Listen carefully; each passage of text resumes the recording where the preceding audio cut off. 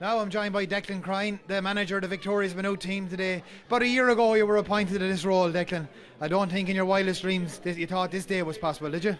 Well, you might think you might dream about it, but in a lot of championship games, you need a bit of luck, and it's a long year. We've played 9 games, and I suppose you wouldn't have thought about it coming so quickly to us. I felt we were good enough to win a county championship.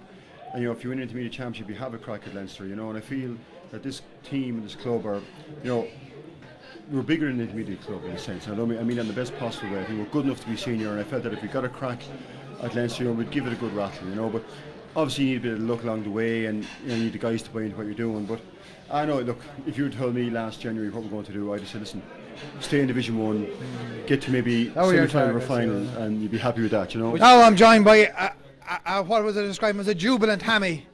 That has been some year for you. You've been involved in the Ballyboden under 14 team that got to the All-Ireland final and won it. You've been involved in the Ballyboden senior team that won the Dublin Senior Championship, got beaten last weekend, of course. But then you're involved in Maynooth, and it's I suppose you could nearly call it your local club now. You're only from down the road, and now you've achieved the ultimate success in winning the Leinster today. It's typical the way Gaelic goes. No matter how successful you are, people always remind you the ones you lost. Bowden really hurt, but I'll tell you, today went some way to making up for it. It was fabulous. I mean, I come up here at 8 o'clock this morning, and to see people out on the pitch, forking the pitch to make sure it was on. I mean, that was just phenomenal. It gave the players a huge lift. It was so important that the match was here.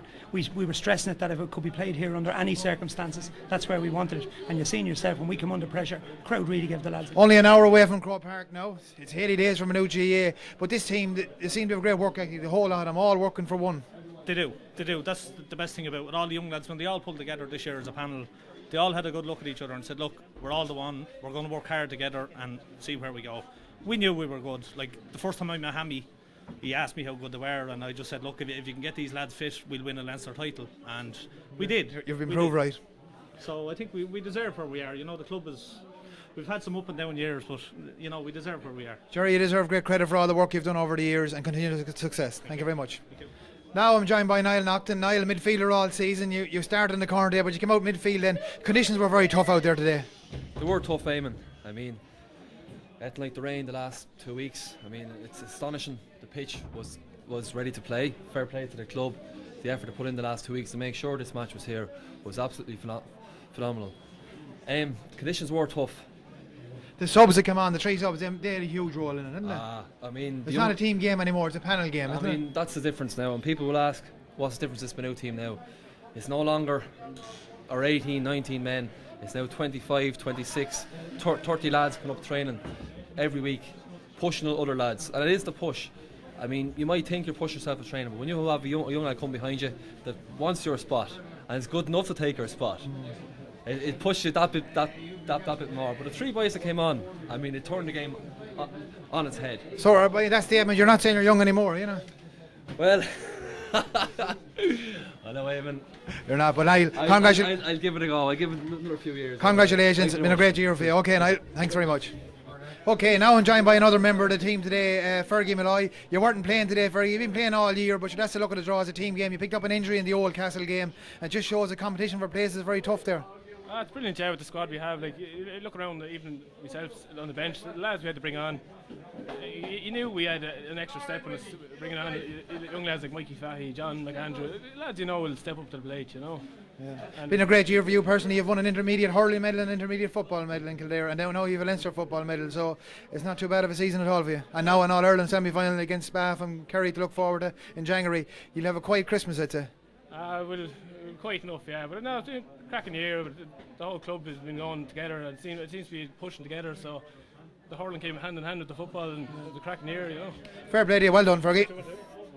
Now I'm joined by Mikey Fahy. He's one of them substitutes which people were talking about earlier. He came on, did a huge impact. 3 of them came on. There were 3 minors, himself, John McAndrew and John Comerford.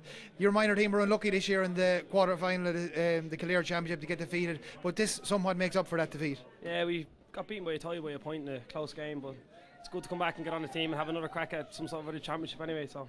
And now an All-Ireland semi-final to look forward to. It's 80 days for you. That's it, yeah. You just have to dream about Croke Park all your life. So I'm only young. A lot of them boys are still waiting to play there. So hopefully we get the chance anyway.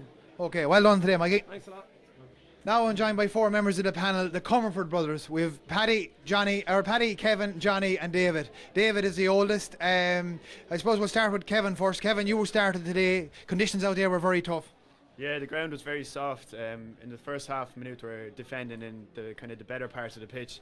But going into the second half, we had it up against us because the pitch down the far end was very slushy, very wet, and very slippery. So there was very, very tough conditions to compete with. But I think that in general, for a pitch in the middle of December, it was very good.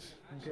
So, Paddy, you weren't playing today, but you're a very integral part of the panel. You played in some of the earlier rounds of this Leinster Championship. You were in Boston for the summer. Apart from the social side, did you pick up any footballing skills over there? And going away like that, it probably makes you appreciate your home club even that bit more, does it? Definitely, with a team, you grow up with the lads that you play with. It's a different story. Going over trying to fit in with a team, it's hard, and definitely the different conditions over there, the heat. The red hair didn't get suited over there. No, we're not made for the heat over there.